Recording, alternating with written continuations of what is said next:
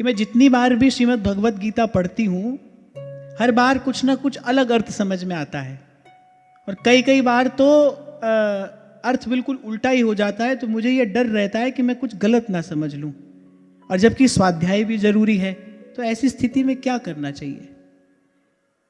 स्वाध्याय से बहुत पहले, स्वाध्याय तो आवश्यक है, लेकिन स्वाध्याय से बहुत पहले श्रवण ही किया जाना चाहिए। इस विषय में हमने कई बार यहाँ पर चर्चा की। नवदा भक्ति के क्रम में भी कहीं पर भी पठन नहीं लिखा है, ये नहीं कहा है पढ़िए। सबसे पहली बात कही है श्रवणम, सबसे पहले जाकर श्रवण करना चाहिए। थोड़ी देर पहले यही तो मैं आपसे कह रहा था कि ये ब्रह्म विद्या है, गुरुमुखी विद्या इसको महापुरुषों ने कहा है।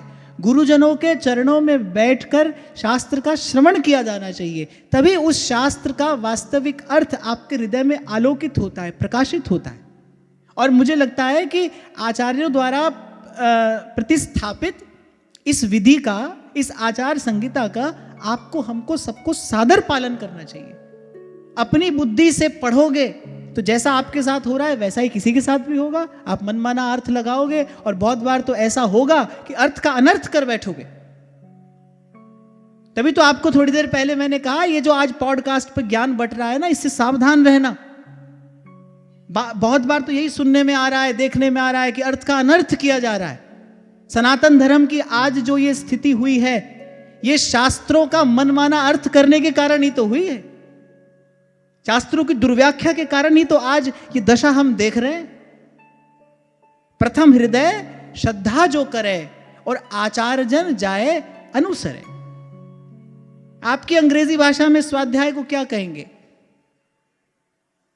सेल्फ स्टडी, है ना? अब बिना किसी अध्यापक से कुछ भी पढ़े क्या बालक सीधे ही सेल्फ स्टडी करने लगता है?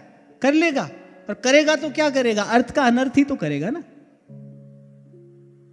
इसलिए बार बार आपको कहता हूं, बड़ा महत्वपूर्ण है गुरुजनों की आज्ञा में रहना, आचार्यों की आचार संहिता का पालन करना।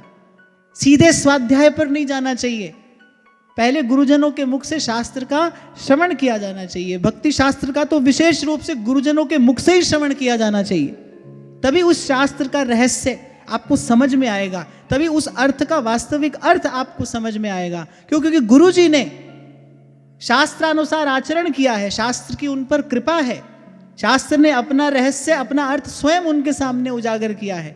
अब उनसे जाकर श्रद्धा पूर्वक पूछिए और फिर वो प्रसाद ग्रहण करिए। तो स्वाध्याय से पहले श्रवणम कीर्तनम, श्रवण करो और भगवान के नाम का कीर्तन करो।